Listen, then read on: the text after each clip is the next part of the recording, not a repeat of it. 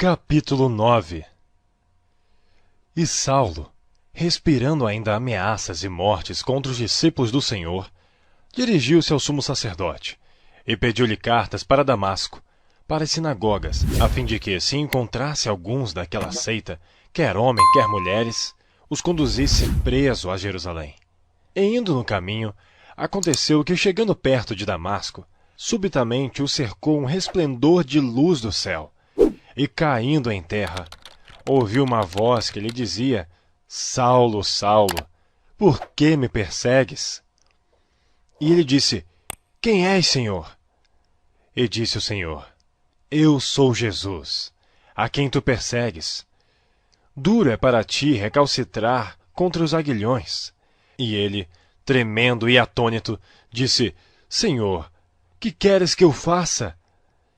E disse-lhe o Senhor: Levanta-te e entra na cidade, e lá te será dito o que te convém fazer.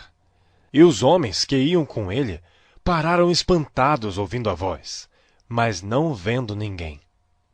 E Saulo levantou-se da terra, e abrindo os olhos, não via a ninguém, e guiando-o pela mão, o conduziram a Damasco.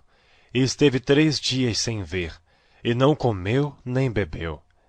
E havia em Damasco um certo discípulo chamado Ananias, e disse-lhe o Senhor em visão: Ananias!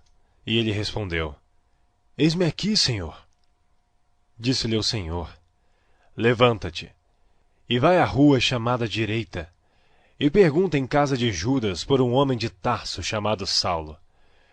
Pois eis que ele está orando, e numa visão ele viu que entrava um homem chamado Ananias, e punha sobre ele a mão para que tornasse a ver. E respondeu Ananias: Senhor, há muitos ouvi acerca deste homem. Quantos males tem feito aos teus santos em Jerusalém, e aqui tem poder dos principais dos sacerdotes para prender a todos os que invocam o teu nome. Disse-lhe, porém, o Senhor: Vai, porque este é para mim um vaso escolhido, para levar o meu nome diante dos gentios, e dos reis e dos filhos de Israel. E eu lhe mostrarei quanto deve padecer pelo meu nome. E Ananias foi, e entrou na casa, e impondo-lhe as mãos, disse: Irmão Saulo, o Senhor Jesus, que te apareceu no caminho por onde vinhas, me enviou, para que tornes a ver e sejas cheio do Espírito Santo. E logo lhe caíram dos olhos, como que umas escamas, e recuperou a vista. E levantando-se, foi batizado. E tendo comido, ficou confortado. E esteve Saulo alguns dias com os discípulos que estavam em Damasco, e logo nas sinagogas pregava a Cristo, que este é o Filho de Deus. E todos os que ouviam estavam atônitos e diziam: Não é este o que em Jerusalém perseguia os que invocavam este nome? E para isso veio aqui, para os levar presos aos principais dos sacerdotes. Saulo, porém, se esforçava muito mais, e confundia os judeus que habitavam em Damasco, provando que aquele era o Cristo. E tendo passado muitos dias, os judeus tomaram conselho entre si para o matar. Mas as suas ciladas vieram ao conhecimento de Saulo.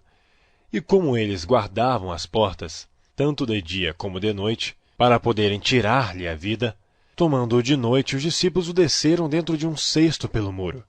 E quando Saulo chegou a Jerusalém, procurava ajuntar-se aos discípulos, mas todos o temiam, não crendo que fosse discípulo.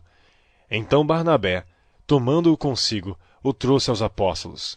Ele lhes contou como no caminho ele vira ao Senhor e lhe falara, e como em Damasco falara ousadamente no nome de Jesus.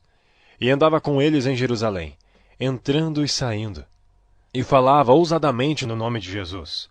Falava e disputava também com os gregos, mas eles procuravam matá-lo. Sabendo-o, porém, os irmãos o acompanharam até Cesareia, e o enviaram a Tarso. Assim, pois, as igrejas em toda a Judéia, e Galiléia, e Samaria tinham paz, e eram edificadas, e se multiplicavam, andando no temor do Senhor e consolação do Espírito Santo. E aconteceu que, passando Pedro por toda a parte, veio também aos santos que habitavam em Lida, e achou ali certo homem chamado Enéas, jazendo numa cama havia 8 anos, o qual era paralítico. E disse-lhe Pedro: Enéas, Jesus Cristo te dá saúde. Levanta-te e faze a tua cama. E logo se levantou. E viram-no todos os que habitavam em Lida e Sarona, os quais se converteram ao Senhor.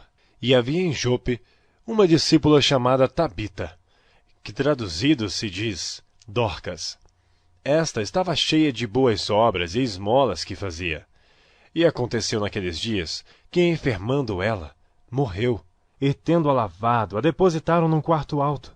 E como Lida era perto de Jope, ouvindo os discípulos que Pedro estava ali, lhe mandaram 2 homens, rogando-lhe que não se demorasse em vir ter com eles. E levantando-se Pedro, foi com eles. E quando chegou, o levaram ao quarto alto, e todas as viúvas o rodearam, chorando e mostrando as túnicas e roupas que Dorcas fizera quando estava com elas. Mas Pedro, fazendo sair a todos, pôs-se de joelho e orou. E voltando-se para o corpo, disse: Tabita, levanta-te. E ela abriu os olhos, e vendo a Pedro, assentou-se. E ele, dando-lhe a mão, a levantou e, chamando os santos e as viúvas, apresentou-lhe a viva. E foi isto notório por toda Jope.